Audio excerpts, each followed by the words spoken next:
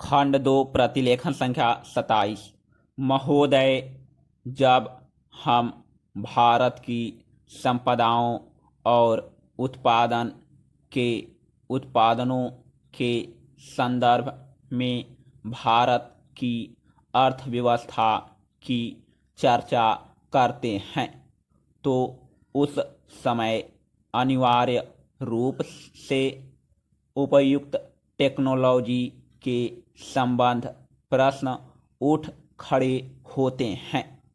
इसके लिए कोई निश्चित उत्तर नहीं दिया जा सकता। यह तो अलग अलग उद्योग के लिए अलग अलग होगा। कुछ उद्योग अपरिहार्य रूप से पूंजी प्रधान होंगे। इसका हमारे सुधारों और विदेशी निवेश से कोई संबंध नहीं है। हमारे अपने सरकारी क्षेत्र में स्थापित कई उद्योग बहुत ही पूंजी प्रधान हैं। ऐसे भी कई क्षेत्र हैं जहां उत्पादन के श्रम प्रधान तरीकों का उपयोग होता है और वे प्रतियोगिता का सामना भी करते हैं। सारी दुनिया में हम आज यह देख रहे हैं कि एक जगह वेतन अधिक होने के कारण तथा दूसरी जगह सस्ते विकल्प होने के कारण उद्योग अपने स्थान बदलते रहते हैं।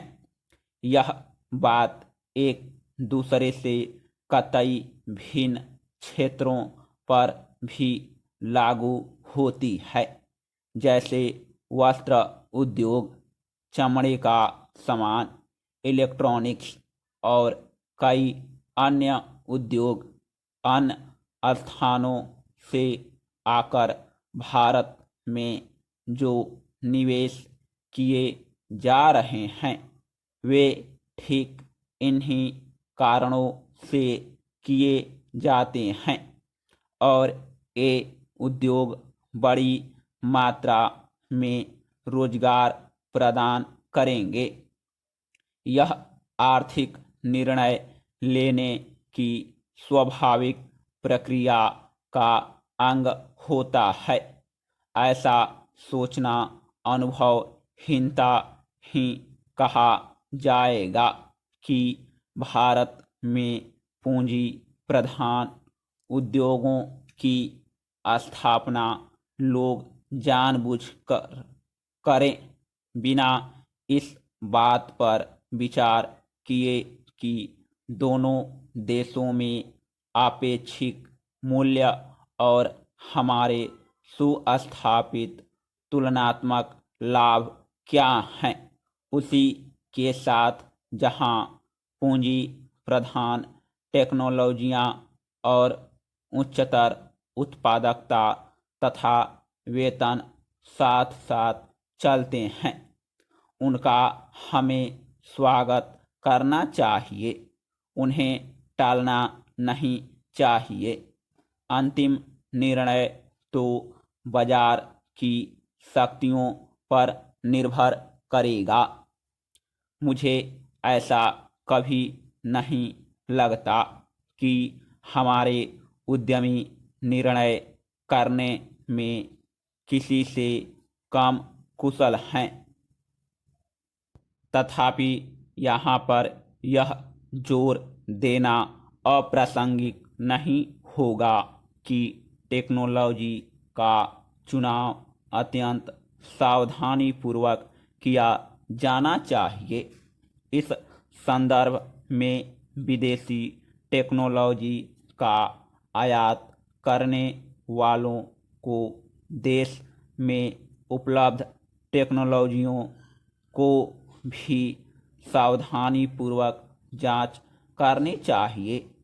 सामान्य रूप से टेक्नोलॉजी का विलयन और अंगीकरण उतना महत्वपूर्ण नहीं होता जितना टेक्नोलॉजी को तैयार करने की क्षमता पैदा करना। हमारे पास क्षमताएं हैं और इस क्षेत्र में हमें अपनी संपदाओं का इष्टतम उपयोग करना चाहिए।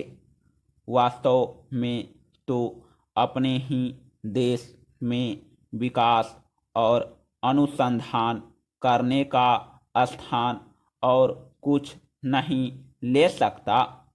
तभी हम प्रतियोगिताओं का लाभ उठा सकते हैं, विशेषकर उस स्थिति में जब अन्यत्र टेक्नोलॉजी में विकास बड़ी तेजी से हो रहा है और उनके पुराने पड़ने की दर भी बहुत ही ज़्यादा है। यह बात पूरी तरह स्वीकार की जाती है कि नियंत्रणों और परमिटों की प्रणाली से ईमानदारी का खात्मा हो जाता है। उदारीकरण प्रक्रिया का तात्पर्य इन नियंत्रणों को समाप्त करना है। मुझे यह देखकर सचमुच बहुत खेद होता है कि इस संक्रमण काल में जब हम लाइसेंस राज से उदारीकरण की प्रणाली की ओर बढ़ रहे हैं, संरचनात्मक समायोजन हो रहा है। समाप्त।